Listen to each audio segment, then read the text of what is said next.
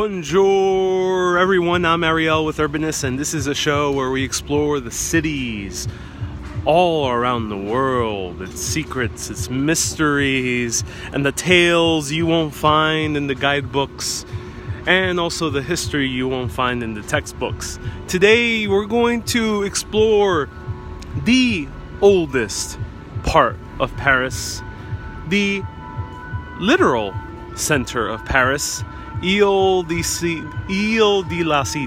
which means the island of the city.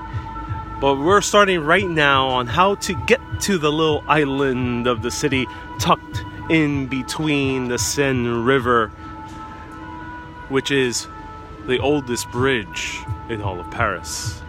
So let me know where you're watching from. Welcome to Paris. I'm right now along the riverbanks of the Seine River. Beautiful cafes all around us, beautiful bookshops that we're about to pass through, and also this gorgeous bridge that goes from right bank all the way to the left bank. Hello Kay, hello Gretchen, hello Casey, hello everyone. So welcome everyone to a new Urbanist live video where we're going to explore the literal center of Paris. Hopefully I can show you a peek of where the actual geographic center of Paris is, and also the oldest part of Paris, which is Île-de-la-Cité, which is island of the city. Dates back all the way to the Gauls, then Julius Caesar's invasions into this area. He took over with the Romans, brought in a whole lot new residents, which we're going to learn about, including a big portion of the Jewish population, at least the earlier one. And then we're going to learn about a very steamy love affair that happened in medieval Paris, Eloise and Aberdad, which is probably one of the earliest reasons why this city is called the City of Love, at least unofficially. So let's walk up around to get to the oldest bridge, and then we're going to talk a little bit about the oldest bridge, which is, we're walking this direction. So there's a lot of cafes here along the Seine. You can buy yourself a drink and enjoy the beautiful views.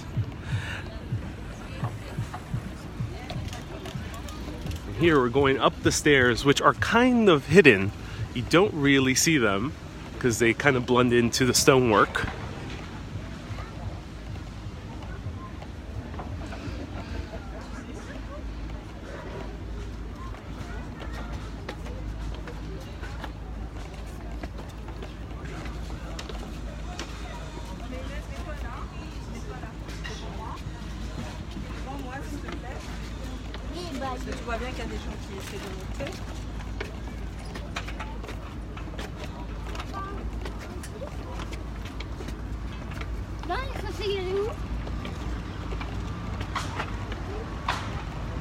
Hello Joshua, hello Chantal, c'est magnifique, bonjourne. Thank you so much for tuning in to Grand Old Paris.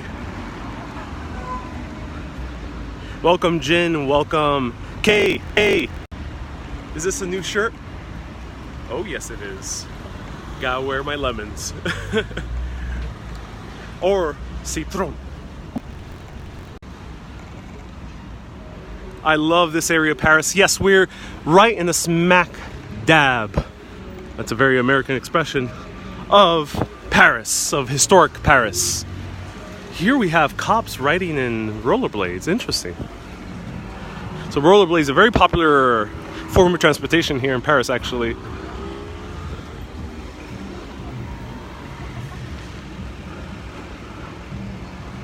And Gretchen, you say you're from Texas, unfortunately. Or you're watching from Texas. I hope you manage to get your way to Paris sometime soon. So here are the book vendors. They're along the Seine River. These guys have been around for more than 100 years. It has been a tradition ever since printing got really started in the Belle Epoque.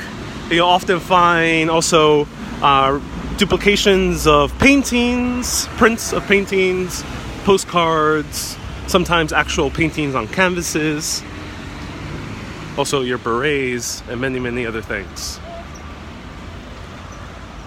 Police on rollerblades, never seen that. I never seen that aside from an 80s film, which depicts police on rollerblades, but nope, first time I've seen that on person as well.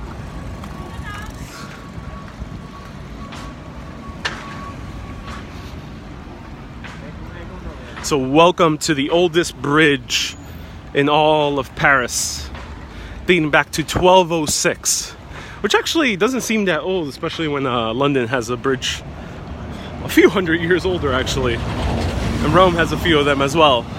But this was the first major bridge that connected the left bank and the right bank, all intersecting through the Île-de-la-Cité, which is right here. So it doesn't seem like it, but Île-de-la-Cité is a tiny little island tucked in the Seine River. So the Seine River splits into two, into Île-de-la-Cité and Île-de-la-Louie, which is right further down there.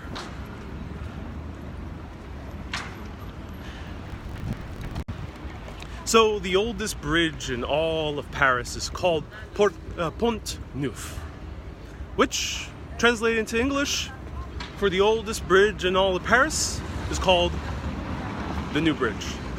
Yeah, I'm not joking. It's actually called the New Bridge. Though it's nothing but new. This dates all the way back to Henry IV, who commissioned building this bridge. Henry IV was a revolutionary in terms of designing the city of Paris. Way before the age of Georges Eugène Haussmann, Henry IV looked at Paris that was too tight, over capacity in the Île-de-la-Cité, and also kind of dreary. He came from the Basque region, from the Kingdom of Navarre, and he was the very first Bourbon king to take over a country in Europe. As you know, the Bourbons end up becoming a very big deal along the European political stage, along with other families like the Habsburgs. So Henry IV, coming from beautiful Basque country over here, not really knowing French too well, he spoke with a very heavy Basque/Provençal accent. He wanted to change up Paris. He wanted to completely make it anew, starting with Île-de-la-Cité and building a grand palace right here, which we're going to pass through. This bridge was part of the plan to connect this palace with the palace that already existed at the Louvre, which we talked about a few days ago. And this was his grand connection, the Pont Neuf. Now, Pont Neuf is also the widest and the longest of the Parisian bridges, because it surpasses the kind of the widest part of the Seine River in this area of Paris, because Île-de-la-Cité kind of widens the Seine.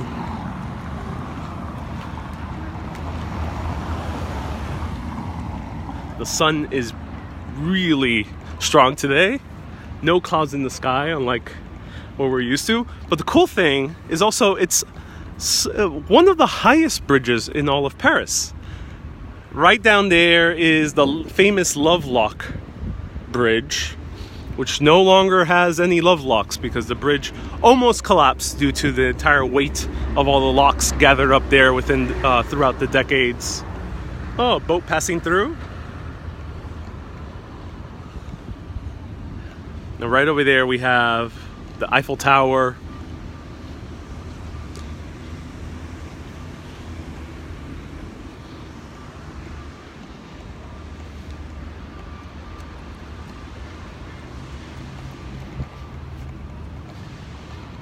So Île-de-la-Cité, and so glad I'm not getting rain. Yes, I'm very happy it's a sunny day.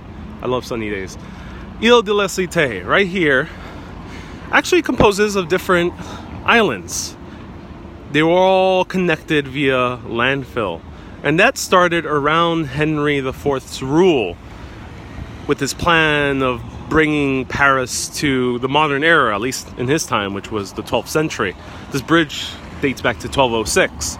So he put landfill these tiny little islands and connected to one larger Île-de-la-Cité. Do I speak French? No, I do not. The reason sometimes my pronunciation is accurate, sometimes, is because I know Spanish. And some words are very similar in pronunciation. Some are very, very different. Dos cosas espectaculares, la ciudad y tus camisas. Sortea una. So Gary, thank you, gracias por el complemento. Gary says, two spectacular things, the city of Paris and my shirts. But he's demanding one of my shirts. Un día yo vendería camiseta como yo uso oficialmente de Urbanist. One day I'll sell official Urbanist floral shirts. Stay tuned. Friend suits you, says Christine. Thank you so much, Christine. Oh man, you must get a beret. You would look super cool in the fall. You know what? I've seen a lot of women wear berets. I have not seen a lot of men wear berets. So here we are at Île-de-la-Cité. So let me show you. We're not going to really cross over there because over there's the Latin Quarter. We'll save that for another day. But here, let me give you a perspective of why Île-de-la-Cité is actually tucked in between two, tucked in the river.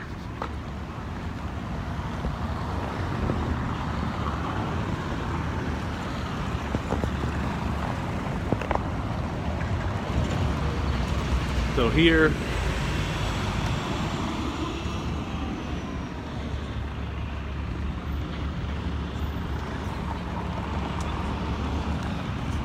Jane, you know what? I've noticed that too. I thought from all of what I read, that Paris was a very dog-friendly city. There are a lot of dog lovers here in Paris, but I've not seen people walk their dogs. I'm not sure if just there's people really don't live in the historic areas anymore. I know that there was like a housing crisis before, where really Parisians were no longer living in any of these areas, so that might be the case. So as you can see, the Seine River kind of splits in two temporarily to make way for the Île-de-la-Cité. But why did they settle here in the beginning? And who were the people who settled here also? So right down there is the Latin Quarter, called after the original universities that took place there. And we're going to talk about one of the very first people who made Paris into the center of intellectual discourse.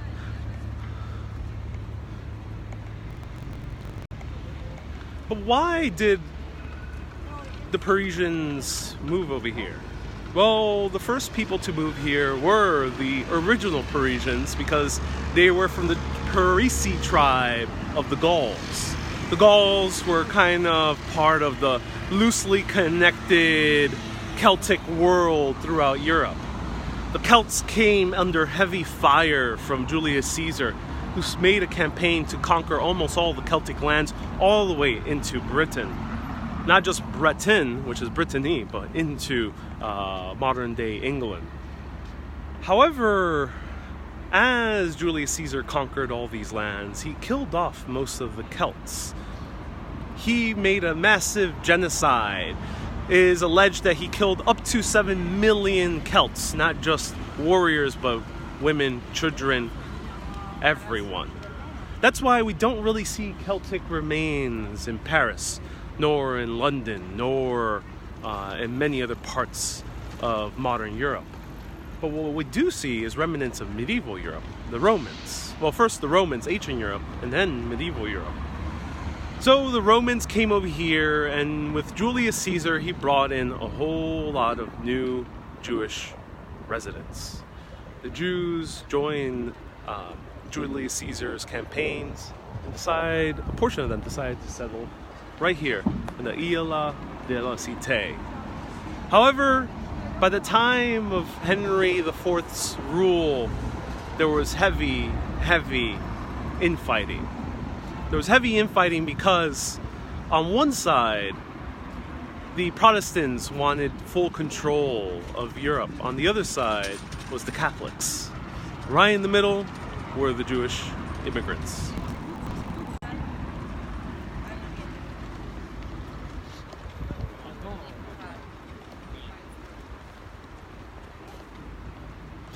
Alan, thank you so much for tuning in from Long Island. Is it hard getting along with France without the language? Nowadays, no. I would say a lot of Parisians, especially if they're below the age of like 45, know English pretty well. So no, I've had a pretty easy time though. English is not a default as compared to other countries I've been to. Like, of course, England, everyone speaks English, but going to like Hungary, Bucharest, and Budapest, Prague. I've been also to those 3 countries, also Athens. Those 4 cities, they do default to English, so it's very easy to kind of like speak English with them. But here, not so much. Here, they kind of default with French. All right, here we are entering the Île-de-la-Cité.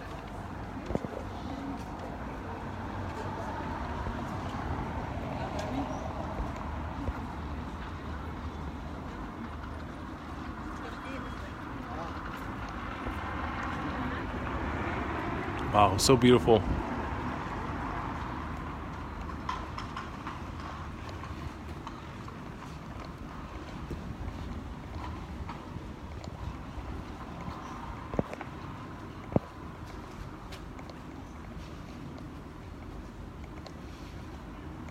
Beautiful cafes.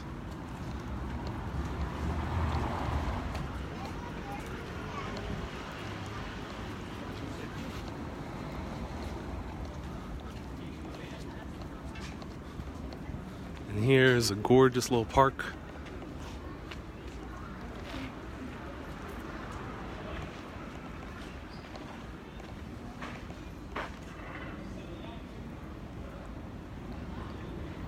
And Dennis, you were impressed by how friendly the French were. Yes, very friendly. The key word to say is bonjour. It's very important here in French culture to say hello first, especially in French, regardless of what country, what language you end up talking in. Most French already know English. Very few of them probably know a little bit of Spanish as well. But always say bonjour. It's very important. Of course, it's not the same in, say, the U.S. In the U.S., hello is not really required. Sometimes if you go to a business or talk to a official for the transit system, you could just get to your question, but not here.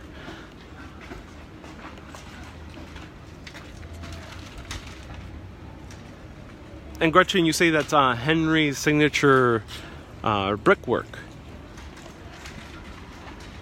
So beautiful, this area. Wow.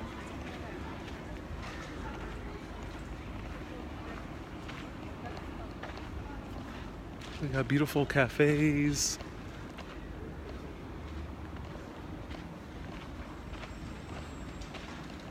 Good morning, Naomi from Pennsylvania. Welcome. Nice to see you here. Wow. This is amazing. I love this. Look at those beautiful mansard roofs.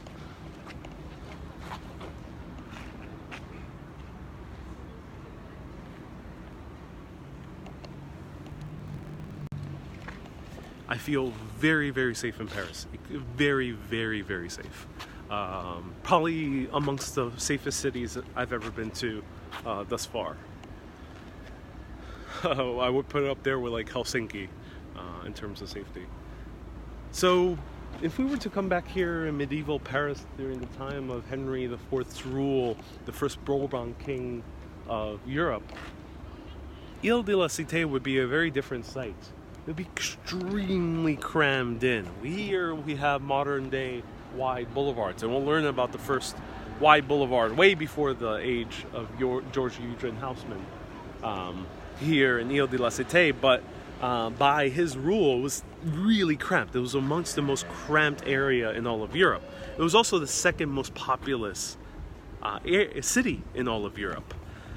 It was only second to Constantinople, which was out in modern-day Istanbul.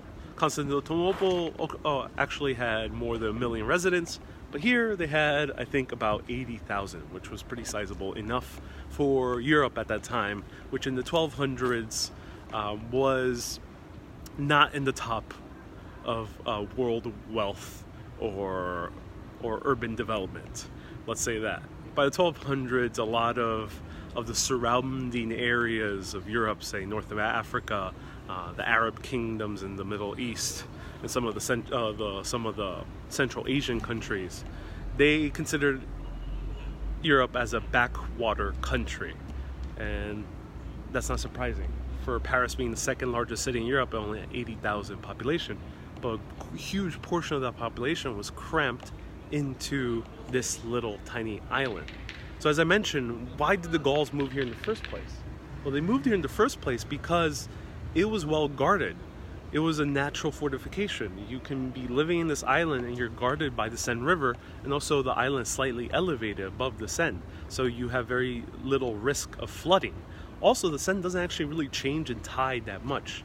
Yes, there's been some severe floods, but they have been very few and far between, as opposed to another river like the Thames, or even the East River, which has flooding a little bit more often than the Seine does.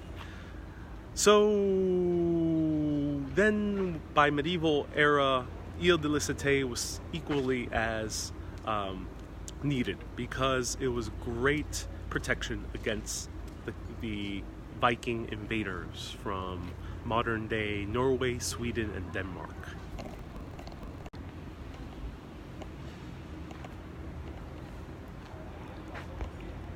In Paris, many now speak English. However, in the countryside, English speakers are not as prevalent. Oh, thank you for clarifying, Deborah. Yeah, that does make sense.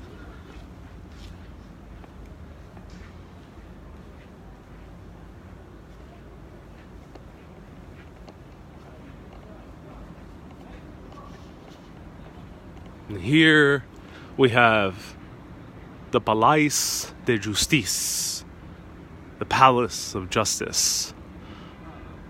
In front, we have the 3 words: Égalité, liberté, égalité, fraternité, which means liberty, equality, and fraternity. However, the original saying had a 4th word in it. It wasn't just liberté, égalité, fraternité. It was an, et, mort, or death. So the or death part was removed in the past few hundred years since the revolution, probably around Napoleon's time. But it originally included the or death at the very first portion of the revolution. And this was the place where the reign of terror of Paris took hold. So back at the storming of the Bastille, 1789, the king was kidnapped, King Louie the 15th, as we talked about him, along with Marie Antoinette. They were kidnapped and held in the prison nearby. This was the center where they were tried for treason and for oppressing the people of France. But they weren't the only ones, because the people who ended up taking over were headed by a man called Robespierre. And Robespierre called himself a Jacobin. And a Jacobin was a man who wanted liberty for all as much as possible and quickly as possible. However, his sense of liberty was not from the foreign invaders that were coming across the English Channel or coming from Austria or Prussia. No, he saw that the enemies of liberty were not outside the boundaries of France. They were right here within the country. First, it was the monarch. Louis and Marie Antoinette were killed. If you saw the video I did on Versailles, you'll learn the full history on that. But then the Jacobins needed to find other enemies, because the monarchy wasn't enough. As the monarchy were being tried and then eventually executed, a portion of the Jacobins, the revolutionaries, didn't want to go such a violent route. They didn't believe that we needed to kill the king, especially Louie and Marie Antoinette, which weren't actually directly responsible to many of the ailments that were happening with the country. It was a much bigger systemic structural problem within the nation. So this portion of Jacobins, one of them being Olympe de Gouges, was a different sect, the moderates. The moderates who were against killing the monarchy, for installing a more democratic republic, and also they were wanting to make a more peaceful transition into that republic. However, Robespierre saw them also as an enemy, and that's when the real reign of terror began, right inside these palace walls and around which we're going to walk to. Louis the 16th, sorry, thank you so much for the correction.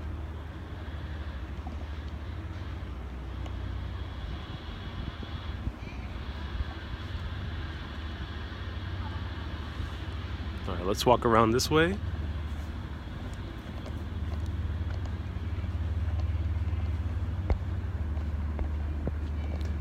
Christine, you love the Rue de Claire. Ooh, I have to go there. I haven't been there yet.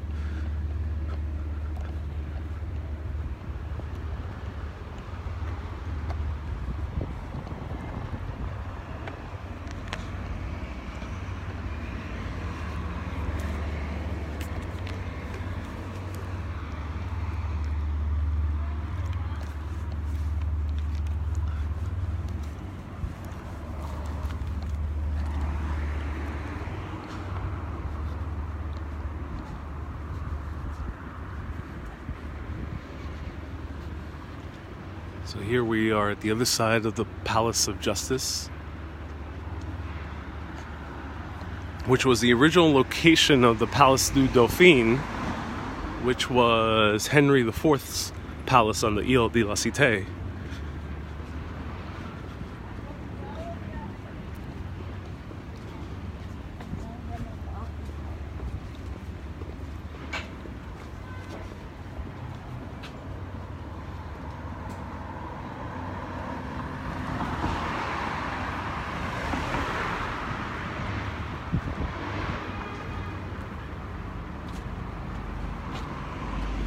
Wow. Such beautiful views. Everywhere you go in Paris, there's always gorgeous, gorgeous views. Paris is a strange city because I've been to two other cities that have encountered very, very violent revolutions, persecutions, and oppression. One of them being Bucharest, the capital of Romania, and the other one being Madrid, Spain. Those two cities, the gloom, the doom and gloom is still palpable in the atmosphere.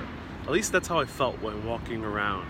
You can tell a lot, also the personality of its residents. You know, there is kind of this sense of kind of gloom, of darkness, of depression. And while, yes, there's many great parts of those cities, I think it's because of that history still kind of lingering to this day. But as you walk around Paris, it seems like an utterly gorgeous place. You rarely feel that sense of doom and gloom. At least I haven't felt it really myself. However, as I was looking into the history, we're walking right now during one of the places that were the most notorious areas for the reign of terror. Tens of thousands of people were murdered right here, due in the name of liberty or making a republic. But let's go back to Henry IV for a little bit. Here, Henry IV, as I mentioned, he was ruling in an era where there was a war between the Protestants and the Catholics. The Protestants in France were mostly either Huguenots, and a portion of them were Calvinists. Henry IV was actually raised Protestant by his family, who were Calvinists. However, in order to unite the country, in order to stop all the violence, he knelt down before the Roman Pope and declared the city to be Roman Catholic. But the violence didn't stop there, because they wanted to destroy all the Protestants within France. At first, Henry IV allowed the Protestants to stay. And because he built beautiful new bridges like Port Neuf and revitalized the Île-de-la-Cité, they were more than content to stay. And revolution and war ceased, but for a little while.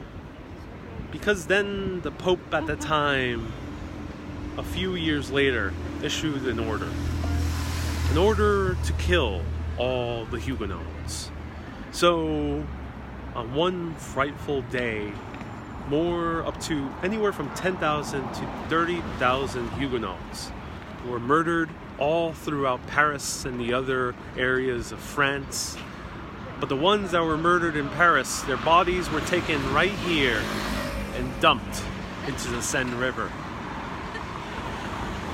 However, walking around still don't feel those kind of doom and gloom vibes, which are so interesting.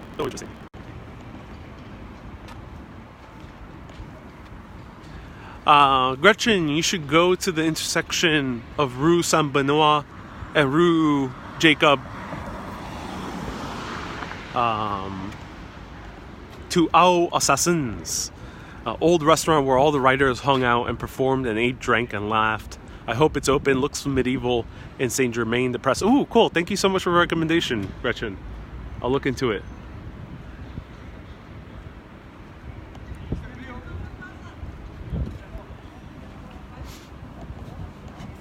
Vamos a seguir avanzando.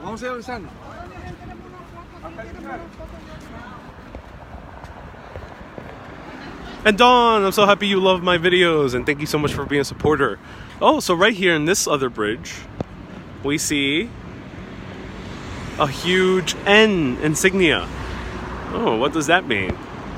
This bridge was built by Napoleon I. Most likely Napoleon I. Could have been Napoleon III, because he used sometimes the N as well.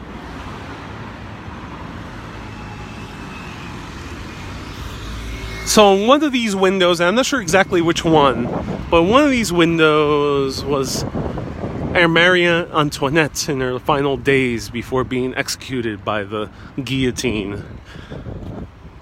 Before, you would be able to go into this museum inside here and see Marie Antoinette's room, and also a remnant of the guillotine. However, for some unknown reasons, they are now out of view.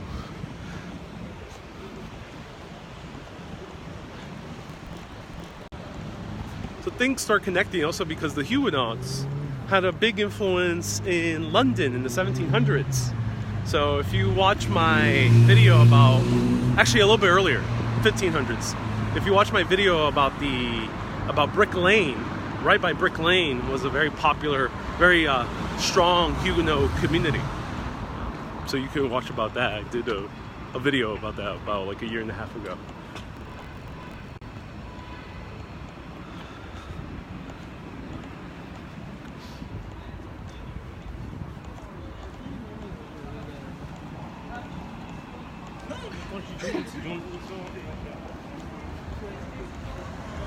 Alright, let's walk through here.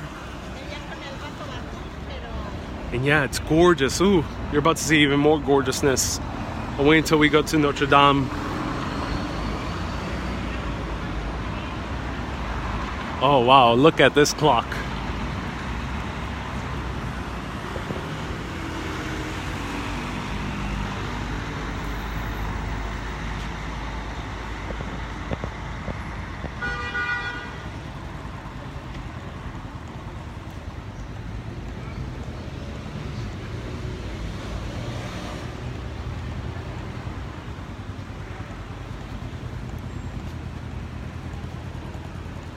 Good morning, Julie. Welcome.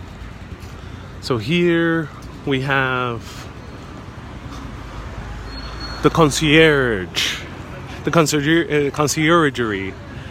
which was the part where a lot of the prisoners were kept during the Reign of Terror.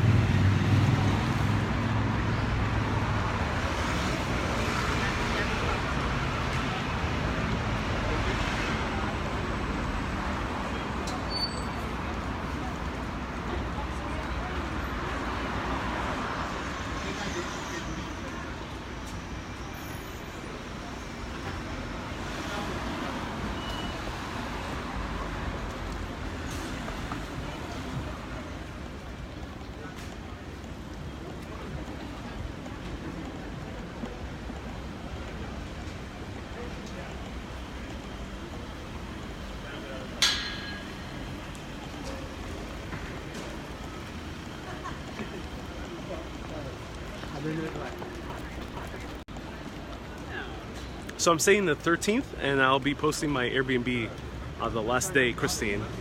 So I'm staying the 13th. So what happened in the Reign of Terror?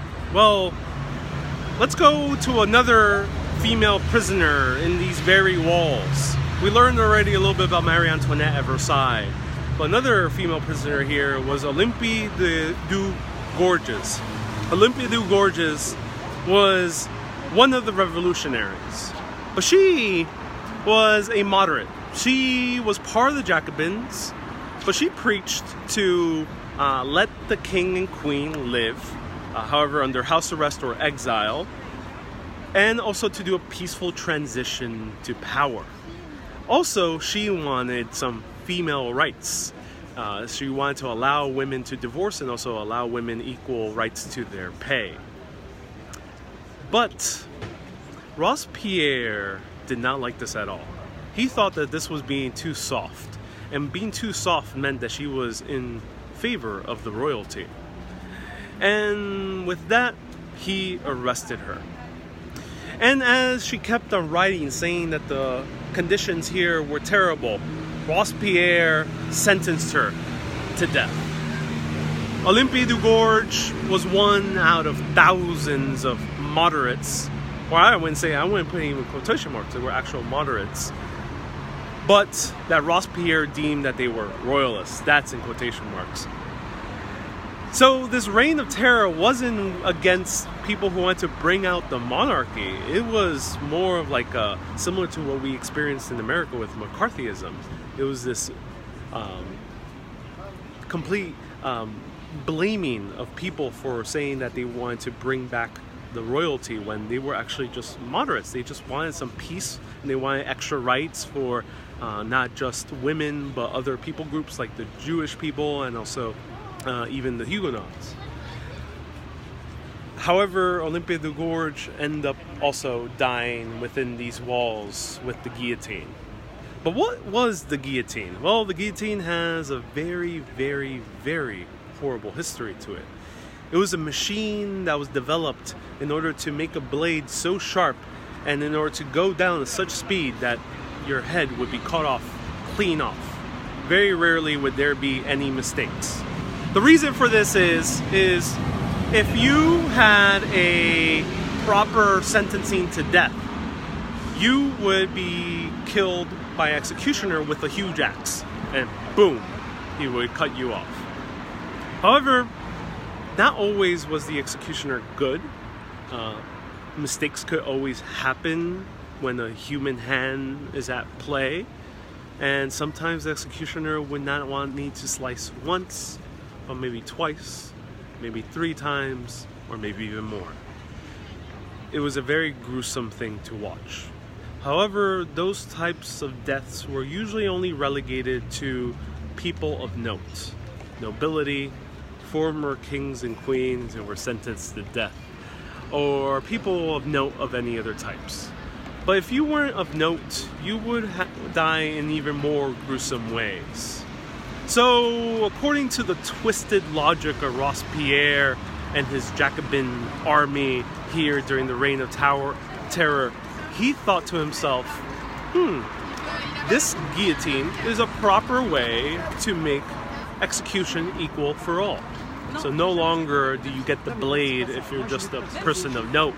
The blade doesn't only go to Marie Antoinette and King Louis XVI. The blade goes to everyone, including the female writer, Olympia the Gorge, who was also killed by the guillotine. So in some twisted way, they saw the guillotine as equality. So how long was the guillotine in use? Well, you would think it would have ended during the Reign of Terror, or slightly after Napoleon's rule during the Second and Third Revolutions. The last time the guillotine was used was officially by the government of France, executing a person who was charged with various murders in 1977. That was the last time the guillotine was used officially by the government. And here again we have the words liberté, égalité, and fraternité, but there is one word missing, and it's "au mort," which means "or death." Marjike, I'm so happy you enjoy my videos. Thank you so much for tuning in. And we bought a ticket to the conciergerie. Ooh, such a hard word to pronounce. It was a medieval palace, but nothing to see inside. Yeah. However, what I don't think is a waste of money is this monument right over here. I posted a video yesterday. I was going to do a live video inside, but there was no service whatsoever. This is Saint-Chapelle. Saint-Chapelle is probably one of the best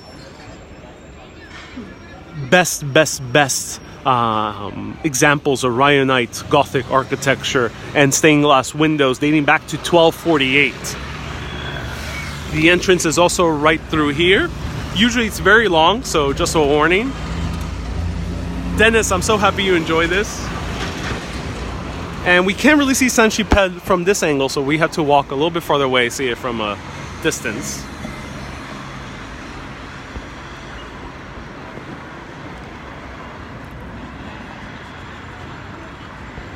In 1977, yeah, it's very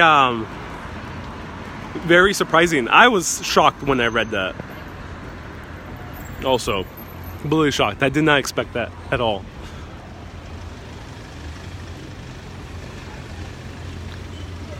So no wonder when Napoleon I decided to declare himself emperor, people were cheering in the streets.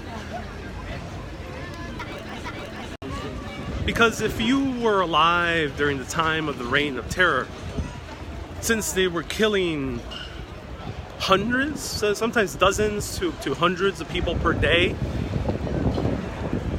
you could be charged with anything from not paying your rent on time, and they could say, "Oh, you are a royalist, you want to bring back the monarchy," and you will be charged, and you'll probably be guillotined, especially if you're poor, can't afford a lawyer. Also, if you were a person of note, like Olympia the Gorge, who was a middle-class woman, was not given the right to have a lawyer. She was just sentenced to death. Also, even if you didn't have enough enthusiasm for the revolution, you can also be sentenced to death. So this really was a reign of terror, not a terror outside for any invading army, a terror within the people who lived in Paris and in France overall. They did not want to step on the wrong foot. They did not want to say the wrong word, because if you did, it goes off your head. So that type of atmosphere is really terrible.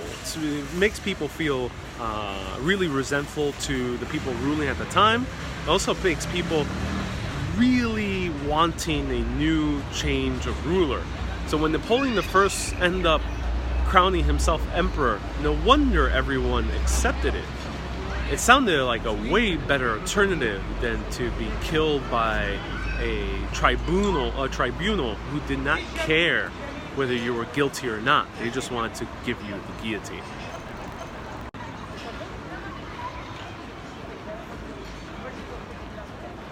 Oh, Dennis! Ooh, thank you for that extra piece of history. I did not know about the sinking 1,500 people on a barge. That is crazy.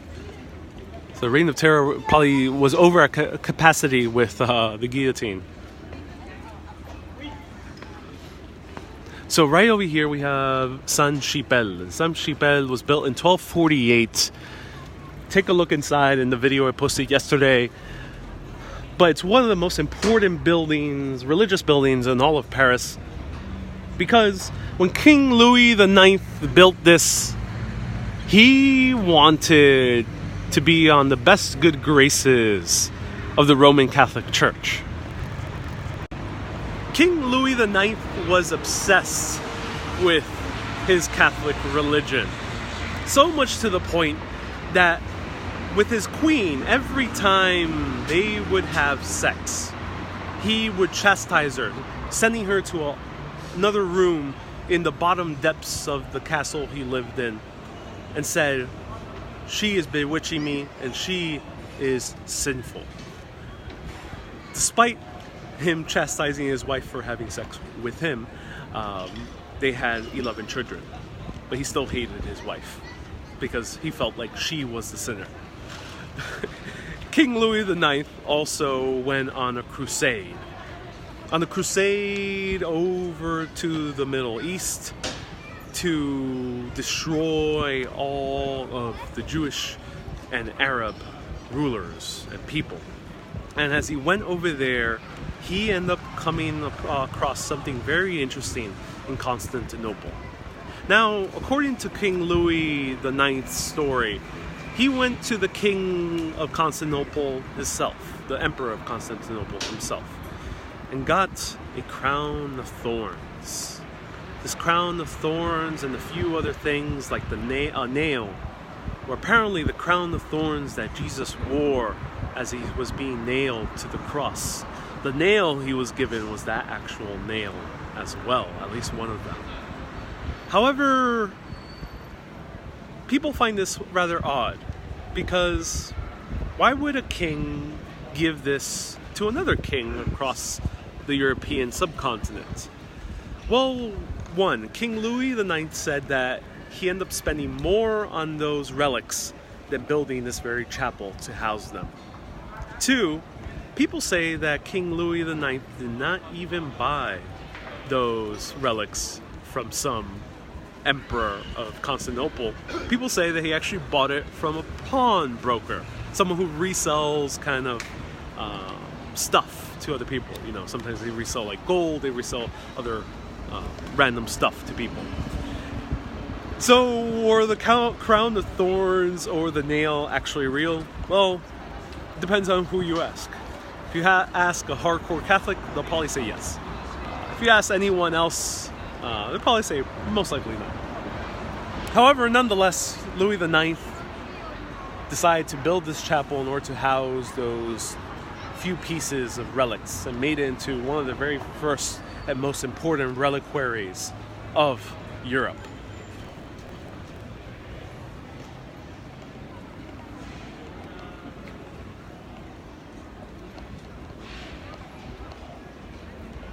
Hello, Tuba, welcome. Hello, Evelyn. Sean, is there a museum near you that has all sorts of medieval torture devices and weapons? Weapons, you have to go to like the Musée de l'Armée, which is in Les Invalides, which we visited a few days ago. When it comes to torture devices, I actually don't know. They have a portion of the guillotine. I'm not sure if it's still on display in the conciergerie. Last I read, it was no longer on display. But no, I don't think so.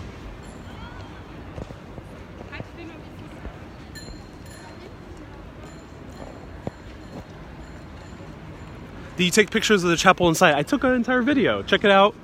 I posted it yesterday. A video inside that chapel. It's absolutely gorgeous. I also took photos. I'll post them as well. But check out the video. So King Louis IX, after he got this wonderful relics and built this huge reliquary in his honor, or in the honor of these relics, he decided to go on another crusade. And on this crusade, he ended up getting captured by the Arab rulers.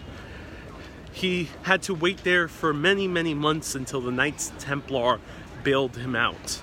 And as he was released from his imprisonment out in the Middle East, he tried to gather another army to fight once again for an 8th crusade. However, no one wanted to join him. Very, very few people did. So him and a very tiny group of people went back to the Middle East to fight again against the infidels of the Middle East. By this time, he utterly failed and was killed off over there in the Middle East. Because of this, the Pope, who at the time was a very corrupt man, especially according to writers like Dante, who wrote about him a few decades later, putting him in the 8th circle of hell.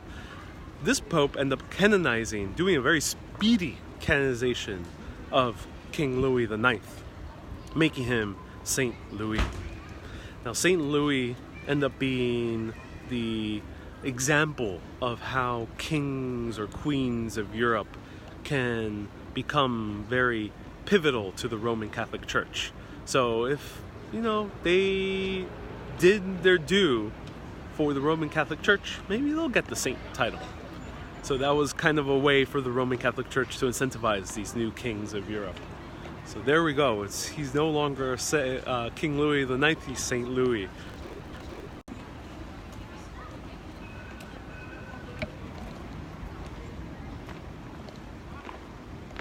And it is gorgeous weather. Very, very sunny skies today. Beautiful cast iron lamps. You know what, Debbie, I was wondering that. I'm not 100% sure if it's the same Louis. I'm very curious at that fact. I was actually thinking about that earlier. But I did not have time to research into that.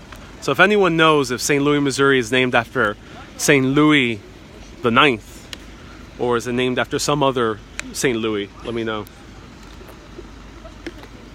And Naomi, yeah. The Pope that ended up canonizing Louis was the Pope that was mentioned in the 8th circle of hell. Dante really did not like him. Actually ended up doing a broadcast about a year ago about Dante as well. Visiting a statue in New York City.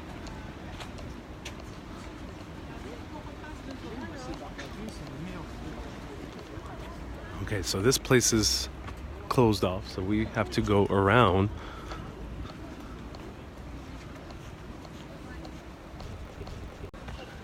Sean, any pigeon visits at night? Why do you ask? No pigeon visits at night. That's a rather odd question. Now, speaking of pigeons, if you come here on a Sunday, one of the streets in the Île-de-la-Cité, remember, we're still on the little island in the Seine River, there is a bird market. I think it's the only bird market in all of Paris, but they sell all types of birds here on the Sunday. So if you have time, check it out. Check it out. And Debbie, you just checked. Yes, St. Louis is named after Louis IX. Oh, well, thank you for checking in. So there we go. He has a huge U.S. city named after his honor as well. I just feel bad for his wife being chastised every time they would have intimate affairs.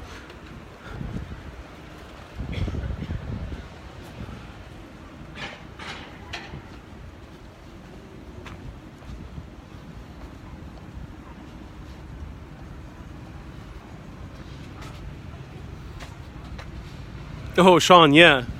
Yeah, no, luckily I found a way to keep the pigeons and the bees out by leaving the window open very, very slow, ever so slightly. Okay, now we're walking to the other side of Île-de-la-Cité. We're passing Rue de la Cité. Here's Quai de la Course.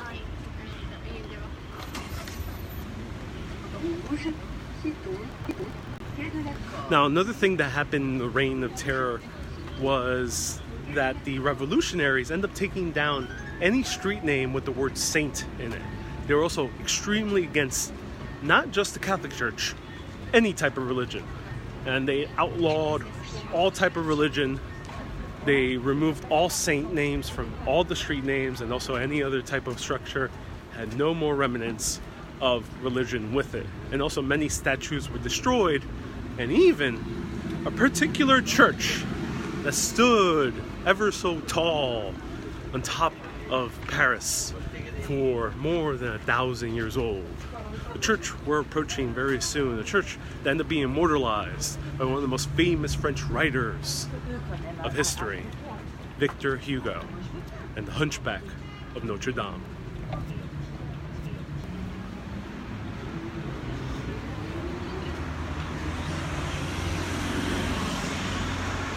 So across the street we're seeing Hôtel de Ville, which means City Hall.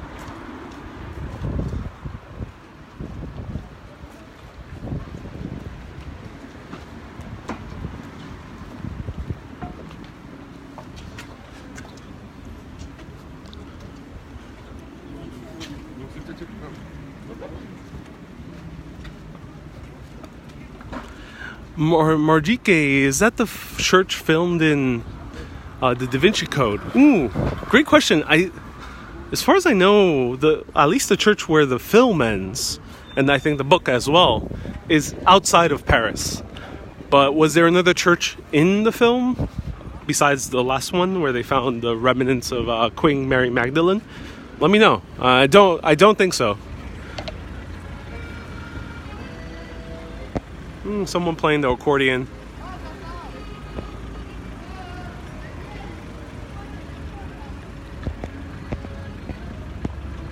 So there's Hôtel de Ville, and behind it is the Le Marais district, which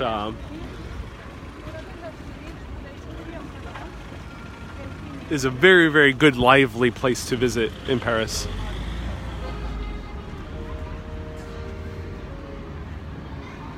Good morning, Lorraine. Welcome.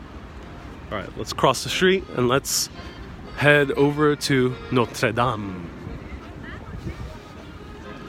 No, I don't think so much traffic passes through this area of Paris. There's not really like anything here to drive to, unless beyond the bridges. And traffic is usually closed, I think, in Sundays. Certain parts of Île-de-la-Cité. So let's walk through these side streets. Oh, here we are. Get the accordion guy to walk with me. That would be really cool, actually. One day I'll set that up.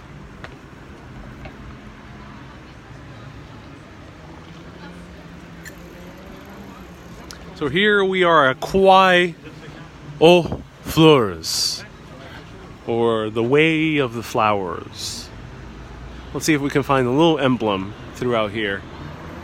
Got a cross.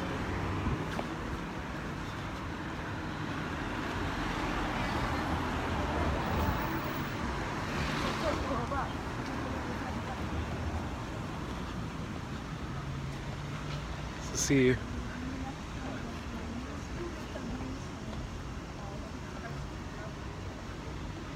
Okay, so it might be further down.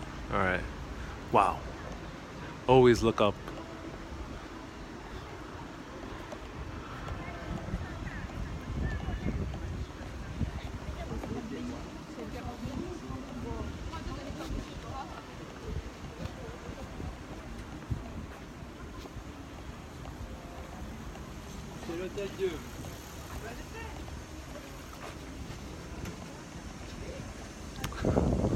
So what we're looking for right now is a tiny little... Oh, look, you see the flower images on this road. You also see where some of the buildings were built. 1893.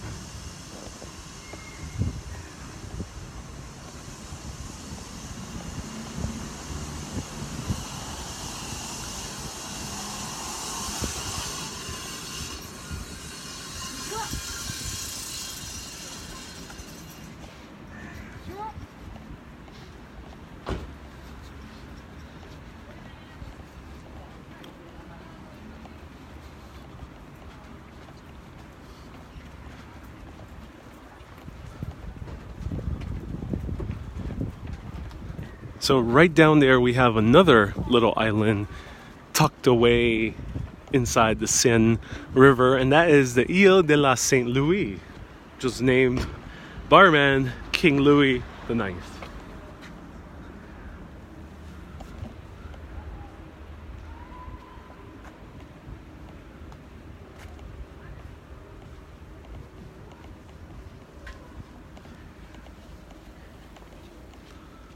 Question, you would love to be a mailman in Paris.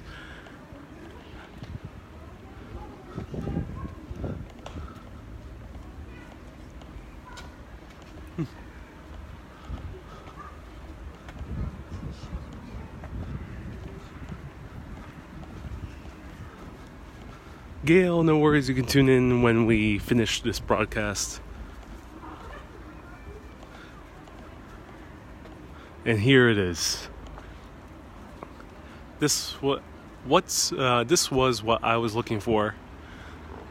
Ancienne habitation de Eloise et de Abénard, 1118. Here is Abénard, and here is Eloise.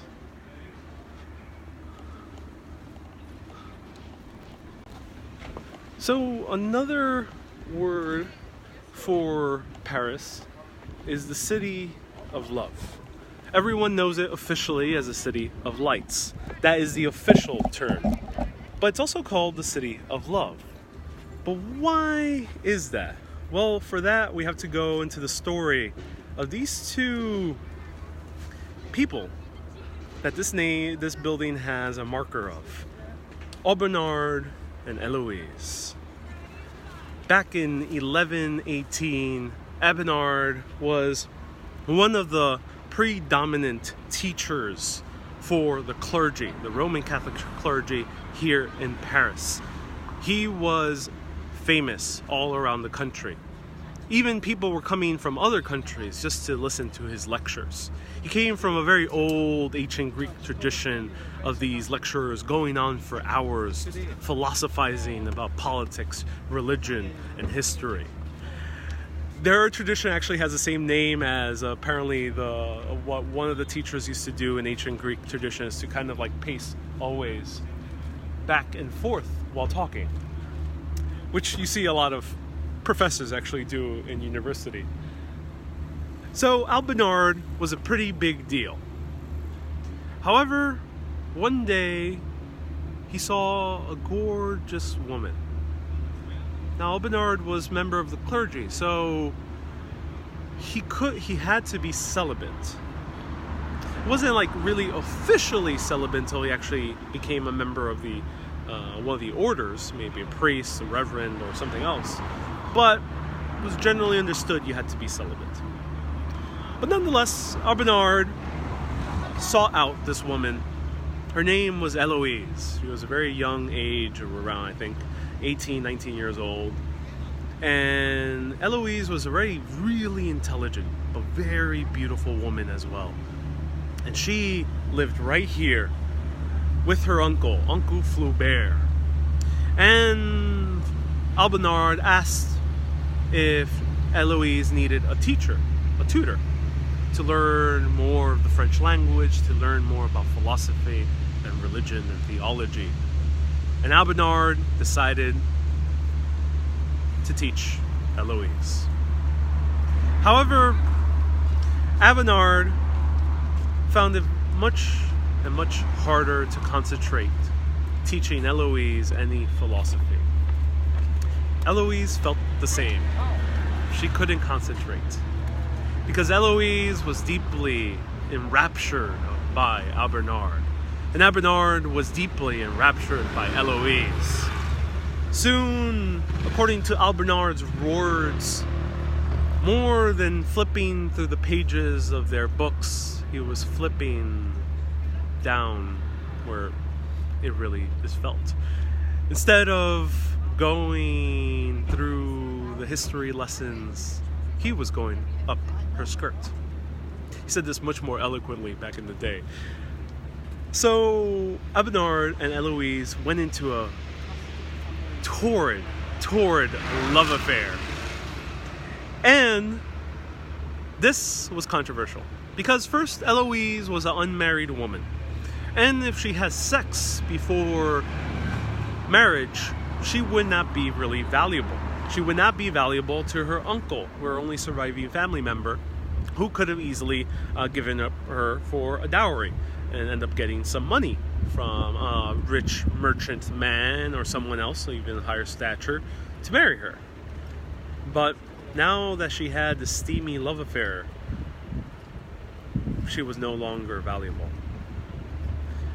So the controversy does not end with her, with Abelard. Thank you so much, Debbie. He ended up also being a clergy member. He had to be celibate. So he was also breaking the rules. However, he couldn't let anyone know. Because just like Eloise couldn't let anyone know that she had this steamy love affair, unmarried to a man of the clergy, Abelard could not let anyone know that he had a steamy affair, because if he did, he could no longer move up the ranks of the clergy. For a man of philosophy, there was no jobs outside of the clergy. There were still no real former universities he could work at least anywhere in France. So he would be out of the job if anyone knew. She would be deemed invaluable, or not valuable at all. So Uncle Flaubert demanded Abelard to marry her. Because, she was no longer valuable, might as well marry her. However, Abelard proposed to Eloise, and she said no. Why? Because Eloise knew that him being the man of philosophy, a teacher, he would absolutely tarnish his reputation by getting married as a clergy member. He would no longer be accepted into the clergy. He would no longer be accepted into hosting any lectures. No one would come to his courses. No one would buy his books. So Eloise said, I'd rather be an unmarried woman than be married to you and completely destroy your reputation. So Abelard did not manage to marry Eloise. And Eloise stayed an unmarried woman having an affair with this teacher of theology and philosophy. However, Uncle Flaubert was still pissed off. Because he thought that Abelard was abandoning her. Since she said no, he thought that was just an excuse for Abelard to run away, have his affair with his daughter, and continue on his merry way, becoming one of the most famous teachers of France. Abelard, in order to save more face, convinced Eloise to fall in love and to marry. They were in love, but to marry. And Eloise and Abelard had a secret marriage. No one knew about this, but rumors were alit, and Uncle Flaubert found out. He was even more infuriated, because not only is his daughter now not valuable at all, Abelard has really no fortune to give Uncle Flaubert for his daughter, and they're also now marred and completely tarnished reputation. Uncle Flaubert gathered a few men of the Catholic Church, snuck into Abelard's room late at night, and under candlelight took a knife and castrated Abelard. Apparently, when Abelard woke up, dizzying and bloody, confused and in immense pain, an entire huge crowd was gathering around him. Abelard lost his manhood. And because of that, there was no choice for him. Because if he did not concede to the Catholic Church and deemed himself a sinner and tried to repent, he would probably be killed. maybe he would have been one of the very first people to be burnt at the stake, which became usual practice only 100 years later. So Abelard decided to go administer himself into a monastery and become a monk. He convinced Eloise to become a nun. And so Abelard and Eloise were both members of the clergy, never to really continue the steamy love affair in person again. However, that did not stop them, because even though Abelard could no longer have relations with Eloise, since they were both unable because of the loss of his genital parts, and also because of the new positions that they were in the clergy, they still kept writing letters to each other every single day. Not exaggeration, literally every single day. A lot of these letters are still alive, and you can either read about them or you can go to the National Archives, which has some of them. And in one of these letters, Eloise admits to Abelard that every time she is at church while doing a service, which nuns have to do literally every single day, she had to think about Christ and keep God in her heart. But she could not think about Christ or God or any type of religious figure. All she can think about were the lewd thoughts of when she was having that steamy love affair with Abelard. Abelard ended up dying a little bit later, and Eloise died brokenhearted and alone. This love story ended up really inspiring the king and queen many, many centuries later.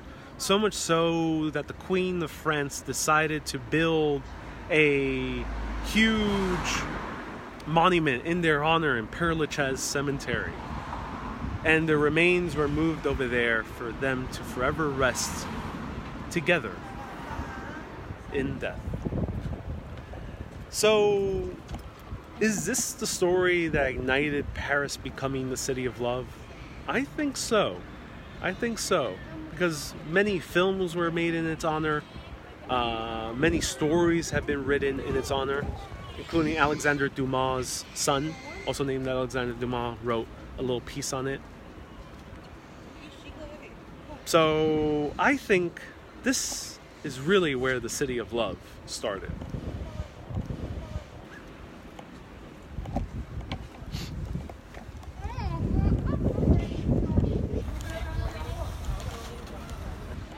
So in honor of Eloise and Abelard,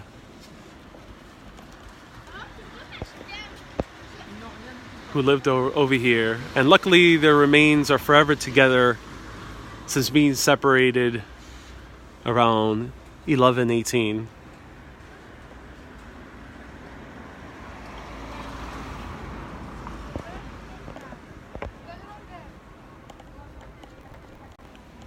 May they rest in peace and in love, for it took Europe quite a while to adjust to the whims of romance, because romance was always deemed as a sin. Even feeling pleasure while being with someone was deemed as a grave sin. That's why King Louie IX chastised his poor wife after every time they had relations. However, Paris ended up warming up to that image of love and romance many centuries later, beginning with the writings of Olympe de Gouges, who was killed during the Reign of Terror. But she ignited something within Paris, just like Eloise did many centuries before Olympe de Gouges. She ignited this image of the strong woman who at no costs would stop loving and learning.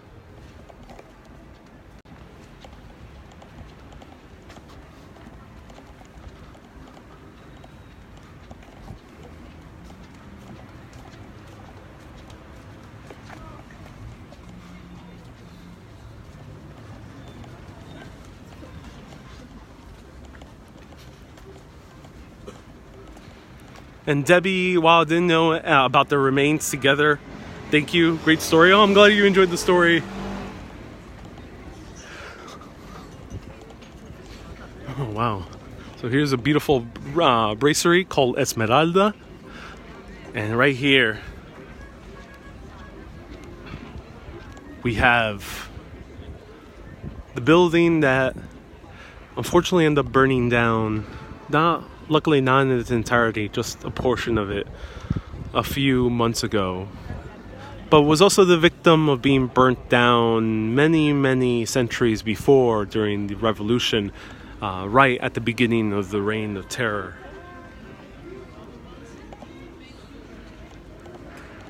Right here, a little bit more views. See if we can catch the view of Notre Dame from the back. Yeah, I mean, I already got myself a coffee from a great cafe I went to. A good French roast coffee in Belleville. I might buy one of their cups soon if I return to the restaurant. So Tim, you want me to show you New York City? Well, breathe it in. Enjoy Paris while it lasts. Because, you know, I'm not going to be here forever. I'll show you New York City at some point. Again, you can watch my older videos as well. But breathe in it. Let's enjoy Paris for what it is. All right, let's see if we can catch a better view of Notre Dame, which might be a little bit difficult because a lot of the areas are sealed off. Let's see if we can. Thank you so much for the love story. I wish they would make a movie of it. They did make a movie of it. I think there's a few movies of it. And there's a few movies that are loosely based on it. And there's a play written by Alexandre Dumas fils, which is the son of Alexandre Dumas, the writer of Count of Monte Cristo. He also wrote a play on it. So Notre Dame for almost 1,000 years, a little bit less than 1,000 years, but more than 700 years was the tallest building in all of Paris. But how did it get so tall? And when was it built? Well, for this, we have to go back to 1163, just a mere few decades after the love story of Eloise and Albernard. Things were changing in Paris. The Roman Catholic Church was growing in massive power. And in order to show that power, they wanted to reach for the very skies. And through that, they used a new form of architecture called Gothic architecture to sustain these very high ceilings, huge stained glass windows, and dizzying heights above the skyline.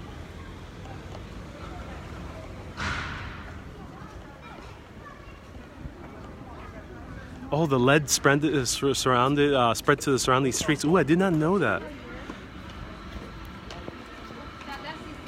And taste Bethlehem ice cream. Ooh, I think I passed by that. And it was very crowded. Okay, I will check it out. Thank you so much for the recommendation, Francois.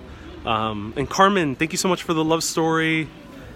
Julie, what a love story. Enjoyed it. You bring it to life. Oh, I'm glad I brought it to life. And you finally got into grips with Paris. Almost. I found one favorite bakery close to where I am, which I'll mention also at the end of my trip. One of the best quiches I've ever had in my entire life.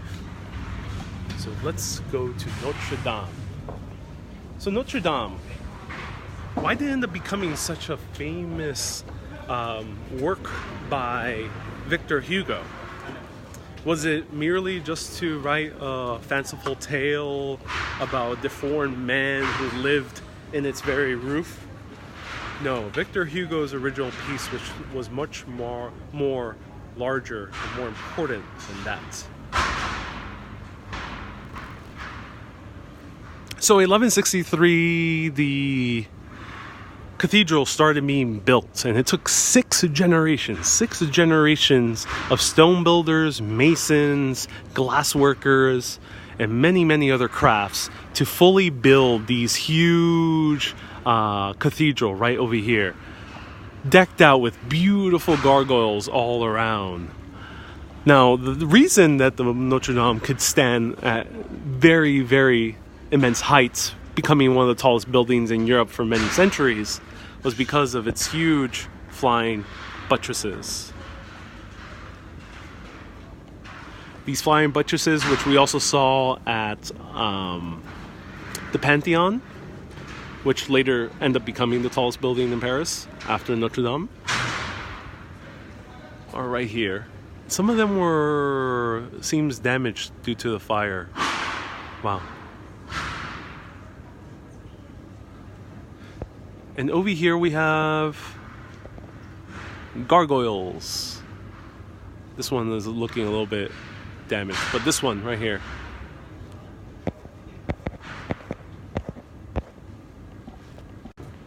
Now I actually got deep into the history of gargoyles.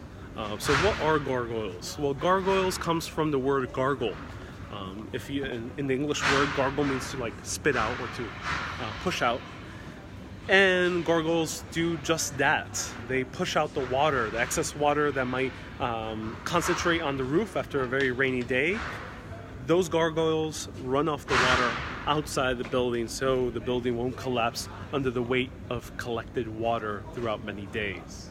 So the gargoyles are one of the most important fixtures of Notre Dame, but they were installed actually much later, at least in their elaborate form. They came many, many hundreds of years later. So 6 generations it took to build this, but then in the Reign of Terror they decided to burn it down. Luckily, it didn't burn down to the ground. It survived, but it survived in very, very poor disrepair. By the time of Victor Hugo, a little bit less than 100 years later, about 60 or 70 years later, Notre Dame was in ruins. No one wanted to come here. It was not a place where people would say it was beautiful at all. Some Parisians even talked about destroying it. But Victor Hugo, while he was seeing the rest of his medieval Paris being destroyed by George Eugene Haussmann, was compelled to write something to save this cathedral. He was compared by a friend of his who was an engineer. And he said, "Victor, because you're such a great writer, maybe you can do something to spread the word to save this cathedral." Mind you, this was before the era of historical renovations and also of landmarking historical buildings. So Victor Hugo ended up writing his grand book. It took him quite a while to write it, but he got to it. It was called Notre Dame. Nope, not Hunchback of Notre Dame, just Notre Dame. The Cathédrale du Notre Dame. And the reason it wasn't called the Hunchback of Notre Dame was because the Hunchback was only a mere small part of this bigger tale. If you ever seen Ken Follett's Where the World Ends, and he also wrote the other one, I forgot the name of the other book, but he also made a Showtime miniseries of it. If you ever seen or read that book by Ken Follett, you'll know that that book is more about the architecture, the Gothic architecture that they were building in the story than the actual story of this family who were a bunch of stonemasons.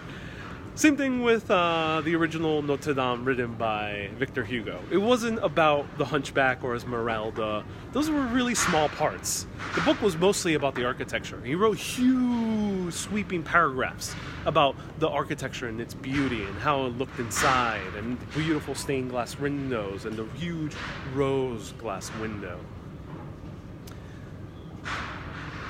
But then the story of the Hunchback specifically, along with the sweeping... Sorry, there's a bunch of bees flying all around me. I think they see the lemons. They want a little bite of the lemons. Let me move. The beautiful sweeping descriptions of the architecture captured the minds of Parisians, but then the French, and then all of Europe.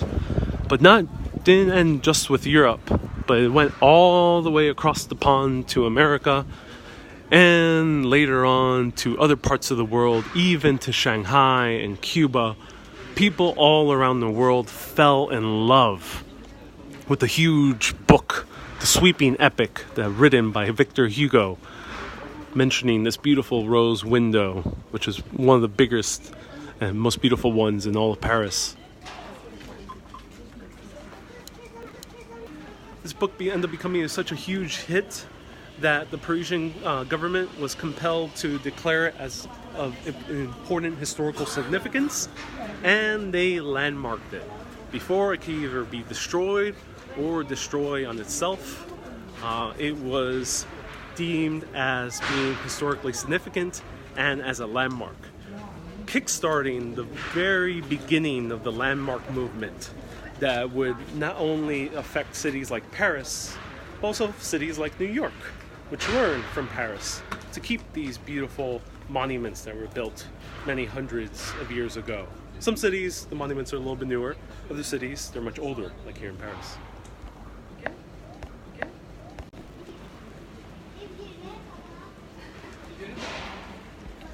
Irene, I'm doing well. Thank you so much for asking. And hello, Barbara. You had no idea about the origin of the book.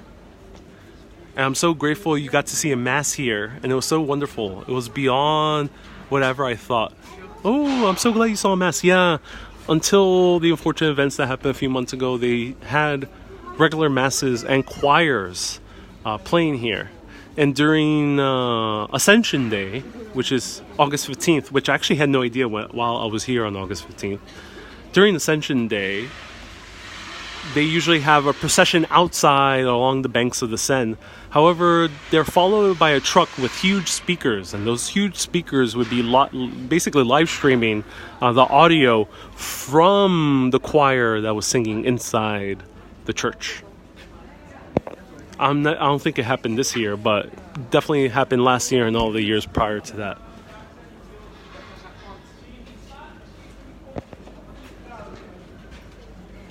Yeah, I wish we could go inside. But luckily it did not. Luckily a lot of it still stands. The most important part still stands, at least.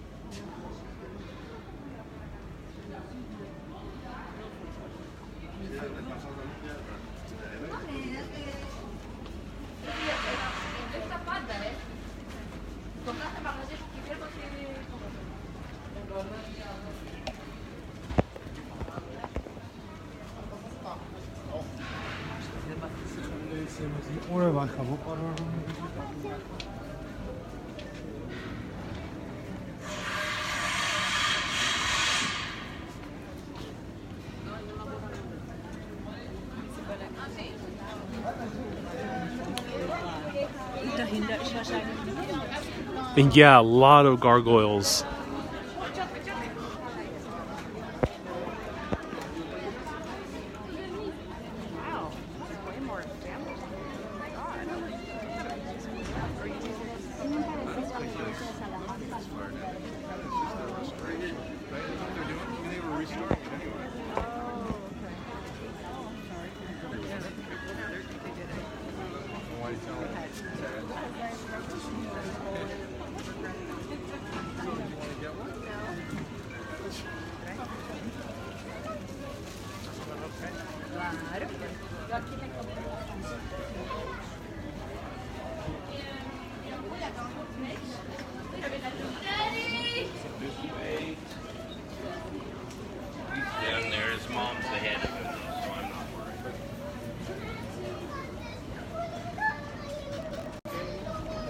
How long do I think until the repairs are done?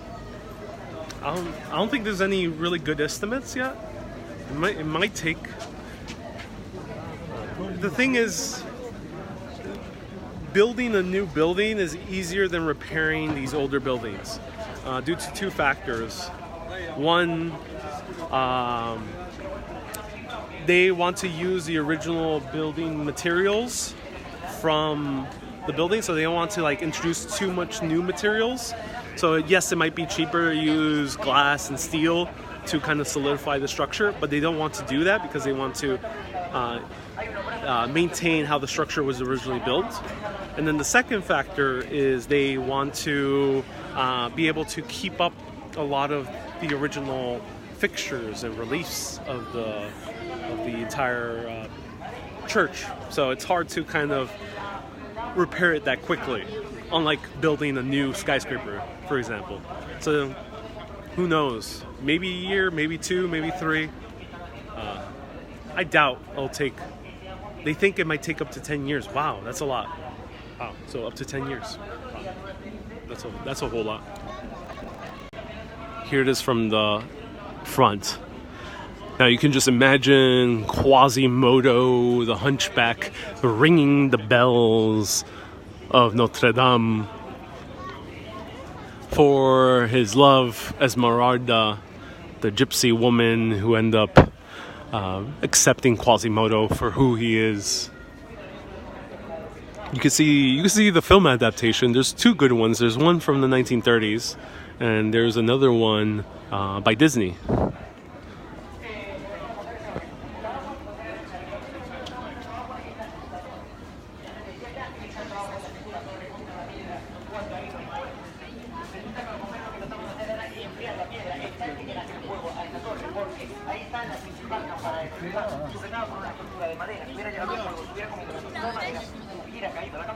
Are the gargoyles still needed to expel water? I don't think so. I think they might expel water in other ways, but I'm not entirely sure.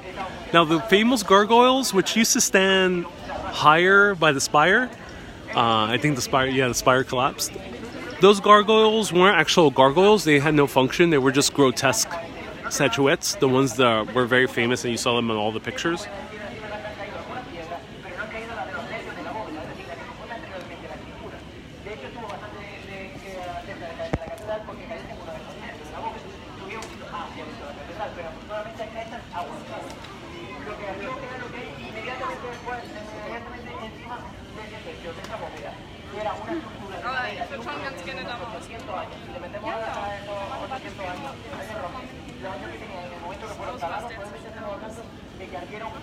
Naomi, I don't know. I never heard of those tours. So luckily, a lot of it is still intact, which is nice. So we got very, very lucky.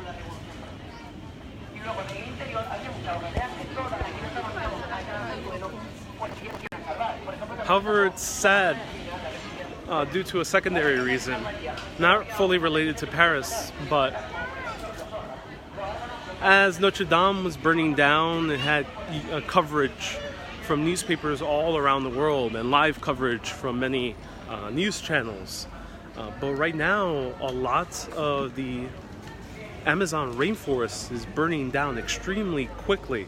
So much so that the burning of the Amazon rainforest is seen from space by the astronauts currently in the International Space Station. It's extremely devastating. It's getting almost no coverage whatsoever. So it goes to show where people have their priorities sometimes. Yes, it's immensely important to preserve our history, but at the same time, it's also immensely important to preserve our actual natural world at the same time. So after this live broadcast, see if you can help out in any way with the Amazon rainforest.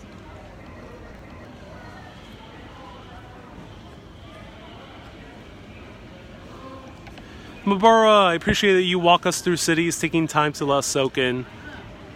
Yeah, I mean, that's why I like going for a longer time. And sometimes taking things slow, as we are today. It's beautiful, just take in this view. Wow.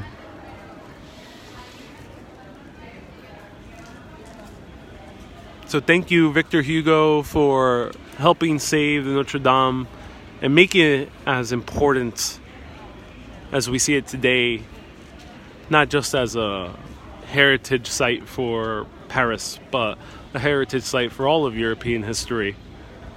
And Victor Hugo ended up becoming such a massive celebrity due to the writing of The Hunchback of Notre Dame that 2 million people attended his funeral when he passed away, later being buried at the Pantheon, which we saw a few days ago.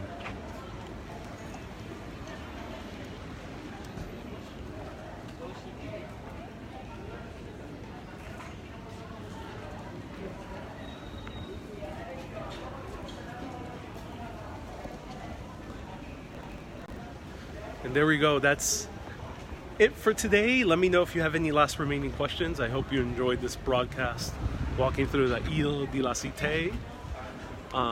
Across the street is Can we go through the street through here? No, we have to go all the way around.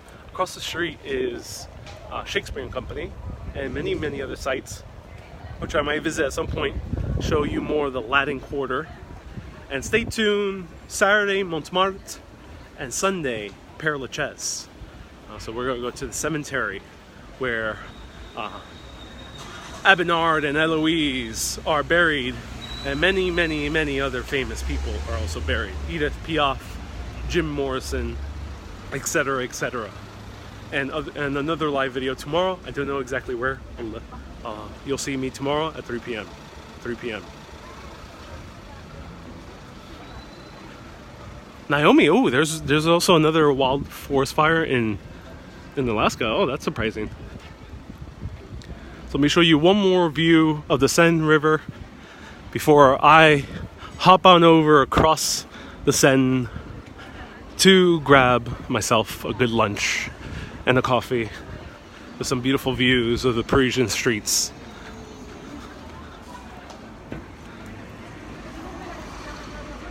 Just look how gorgeous this all is. Wow.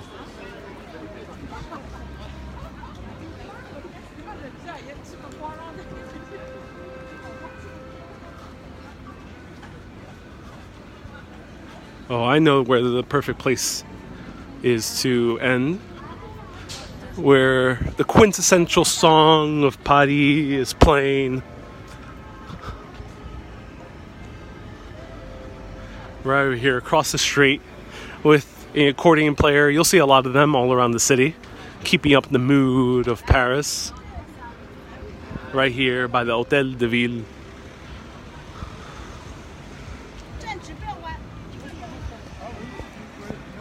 And Carmen, thank you so much for your tour and bringing us back to Paris. Well-deserved meal. What are you doing tonight? I'm eating and researching. So what I usually do after these live videos is, of course I have to eat. But also beyond that, I walk around a little bit to kind of acquaint myself with certain areas of the city. And also I research. So I end up reading, listening to podcasts, other various ways of learning about the history of the city. So thank you so much for seeing this video. Debbie, this tour was special for my son with autism who wanted to see Notre Dame. I'm so happy he enjoyed it. And I hope he really enjoyed it and got a few laughs, a few gasps, and a few beautiful views of Paris. Thank you so much for tuning in. Keep being awesome and always keep on exploring. Have a great day, everyone. Bye-bye. Au revoir. À bientôt. See you later.